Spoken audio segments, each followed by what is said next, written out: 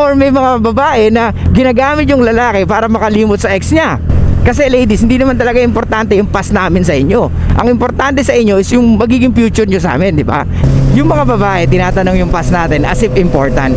Actually, tinatanong lang nila yung past natin kasi gusto nilang maramdaman kung talagang kung ano man yung binigay ko sa yung relasyon ngayon, yan ang importante. Gets? Hey, what's up mga ropa?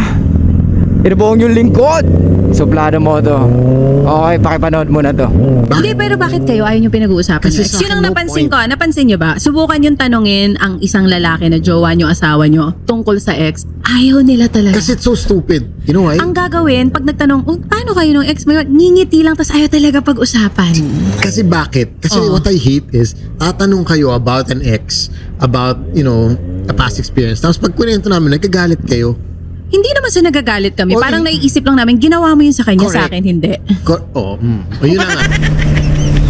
Okay, mga ropa, ayaw nga ba talaga natin pag-usapan ang ating nakaraan or ang ating ex?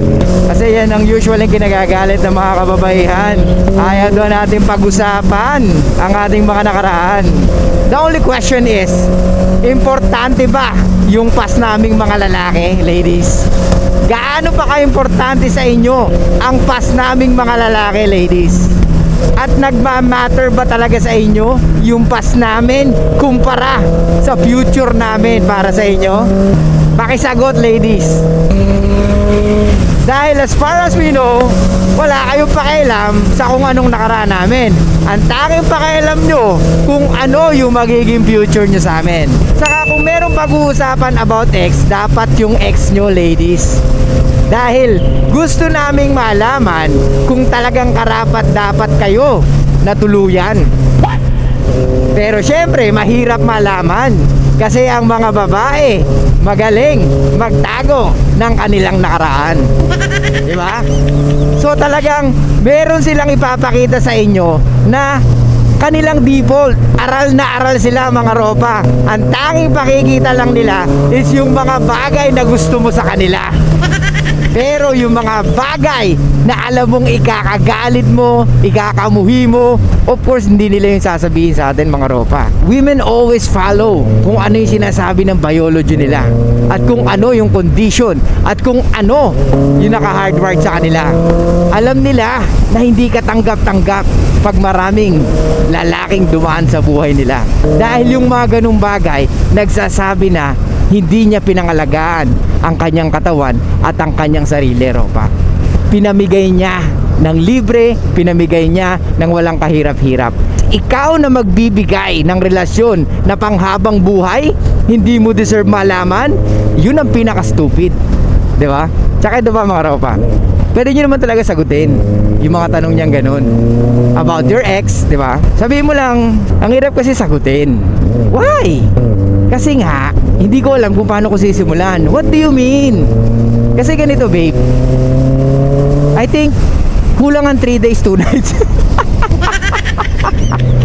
Pag sinabi ko sa'yo yung mga past relationship ko, ano ba, ikakategorize ba natin?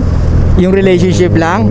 How about yung mga nasa dating app? How about yung mga ons ko? How about yung mga...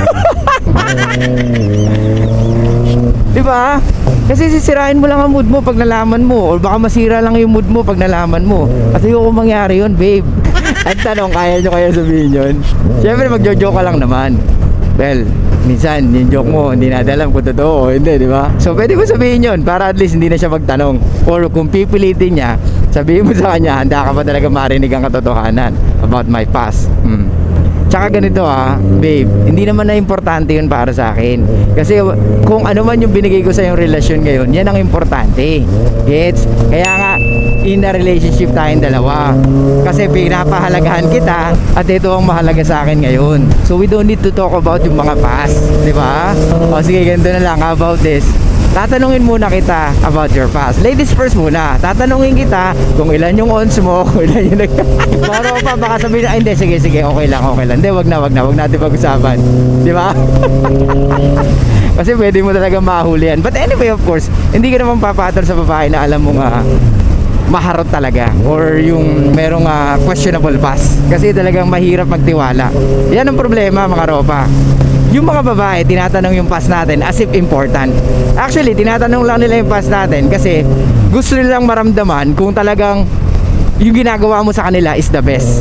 Ulitin ko, ang mga babae nagtatanong about our past or yung mga past girlfriends natin, it's because they want to know kung sa lahat ng babae pare-pares yung ginagawa mo. Kasi baka you made her special or feel special.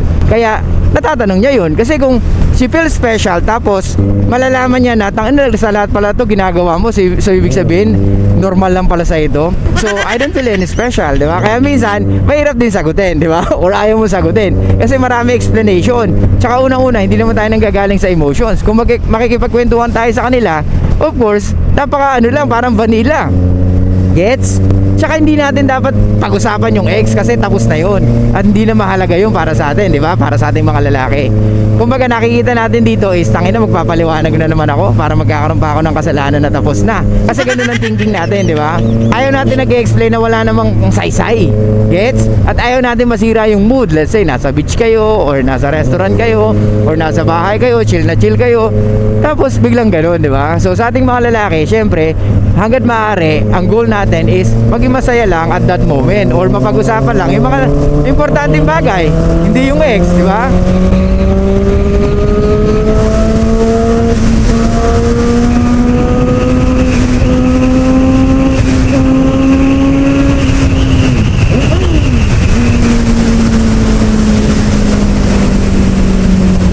Kaya mga ropa, it's a trap. It's a trap pag sinagot mo yung tanong ni Ea about your ex. Wag na wag kayong sasagot about your ex at never ever answer those questions about your ex or mag-explain ka kasi yun lang naman ang gusto nilang malaman yung ma-confirm nila na talagang kung special siya dapat sa kanya mo lang yung ginagawa, di ba? Tsaka ang mga babae, puta matatandaan niya yan. Pwedeng gamitin niya against you, di ba? At alam natin yan. Kaya mahirap maging vocal sa babae or mahirap malaman niya yung katotohanan kasi isusumbat niya bandang huli. Kahit nasabihin niya na tanggap niya or alam niya, walang problema, tanggap ko naman kung ano ka. Pag nag-away kayo or pag nagtalo kayo or pag yung dumating sa point na nasagad siya or hindi kanya nakikita na kaya kanyang talunin emotionally kasi napaka-unshakable mo, so pwedeng daanin niya doon at gamitin niya yon against you. Kaya pinoprotektahan din natin yung emotions natin, di ba? Kasi alam naman natin na mahirap para sa ating mga lalaki na maging vocal. At minsan or kadalasan, hindi na naman talaga natin matanda kung ano nangyari from the past Yung body count mo ba, kabisado mo pa? Well, siguro kung 3 kabisado mo pa, di ba? I mean, pero minsan hindi mo na alam yun or wala ka nang pakialam naman talaga doon, di ba? And kagaya ng mga karamihang kalalakihan, it's always a numbers game. We don't fucking care most of the time, di ba? Ang tanging matatandaan lang natin sa mga babae is kung sino yung nagtiyaga sa atin, kung sino yung totoong nagmahal sa atin, at kung sino yung talagang hindi tayo binitawan, pero nakakuha pa rin natin bitawan. Kasi nga, pwedeng andun yung time na you're not really ready to commit for a long-term relationship, nakala mo kaya mo, pero hindi pa pala, or kasi marami ka realization, that's why mas maganda na in-end mo na lang yung relationship nyo. Gets? Or yung sinasabi nating totga, usually yun yung natatandaan mo lang na babae, or minsan yung previous lang, the rest hindi mo na talaga matandaan. Naniniwala ba kayo sa totga? Kasi iba naniniwala doon Ako naniniwala ako na pwedeng naaalala mo yung tao because maganda yung pinakita sa'yo, pero hindi talaga siya totga. Kumbaga maganda yung pinagdaanan nyo, ideal para sa'yo, yung kung paano kayo magsama, paano kayo mag-usap. Kasi mako-compare mo yung previous relationship ko ganito, ngayon iba, di ba? Let's say for example, dati mas maintindihin yung babaeng pinili mo, ngayon medyo buglutin, so mako-compare mo, di ba? Kaya yun ang matatandaan mo. Gets?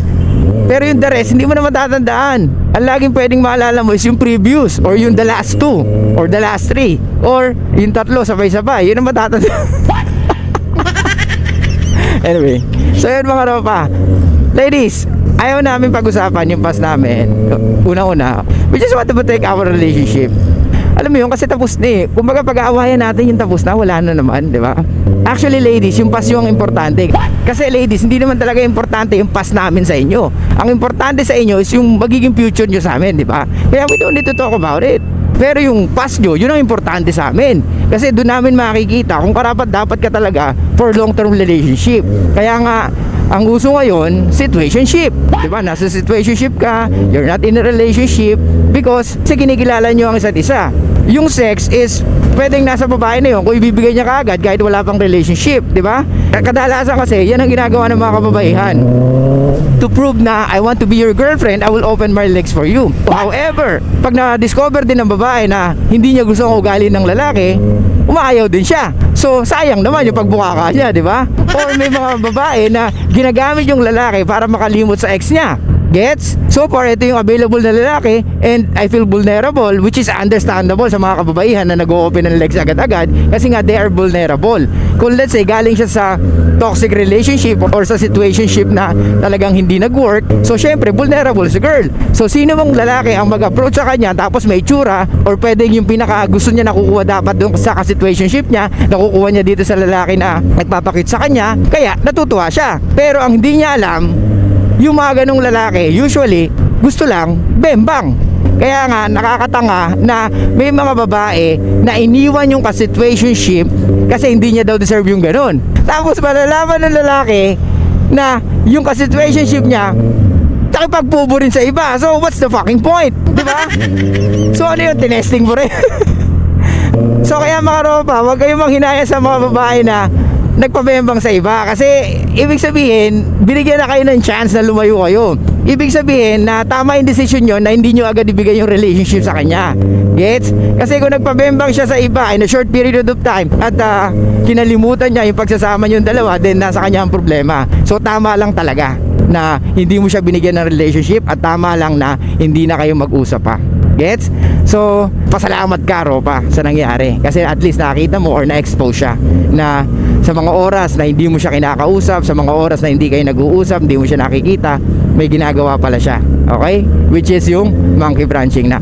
Pero ang mali niya, pabembang ka agad. Diba? Kaya ingat-ingat mga Ropa. Bago nyo ibigay ang relationship, make sure na talagang kilala nyo na siya.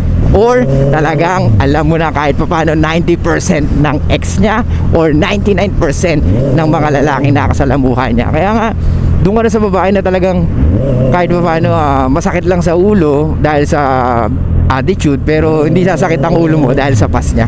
Gets? So yun lang guys, thank you so much. I'll see you guys next time. So ladies, hindi kami makwento about our past, ha? Pasensya na kayo. Okay, so yun lang guys, thank you so much. I'll see you guys next time. Show love, peace out, and be back. Kami serious mga rapa.